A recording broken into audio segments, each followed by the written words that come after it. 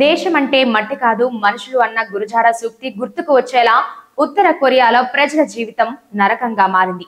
ఐక్యరాజ్య సమితి తాజా నివేదిక ప్రకారం అక్కడ ప్రజలకు స్వేచ్ఛ లేదు. విదేశీ సినిమాలు, సీరియల్స్ చూడటం లేదా షేర్ చేయడం కూడా మరణశిక్షే. 2015 నుంచి 6 కొత్త చట్టాలంటూ చిన్న చిన్న తప్పులకే కఠిన శిక్షలు విధిస్తున్నారని రిపోర్ట్ తెలిపింది.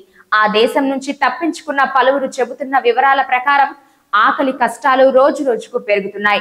రోజుకు 3 పూటలు తింటే ఆ కుటుంబం ధనవంతుల్లా భావిస్తున్నారు. కోవిడ్ తర్వాత చైనాతో సరిహద్దులు మూసేయడం పరిస్థితిని మరింత దారుణం చేసింది. చిన్న పిల్లలను కూడా బలవంతంగా మైనింగ్ పనులకు వినియోగిస్తున్నారని అంటున్నారు. ఇకపై చర్యలు తీసుకోకపోతే అక్కడి ప్రజలు మరింత బాధలు, భయానక పరిస్థితులు ఎదుర్కొంటారని UN మానవ హక్కుల హై కమిషనర్ హెచ్చరించారు. అయితే చైనా, రష్యా మద్దతు వల్ల ఉత్తర కొరియాపై చర్యలు తీసుకోవడం కష్టమని విశ్లేషకులు అంటున్నారు.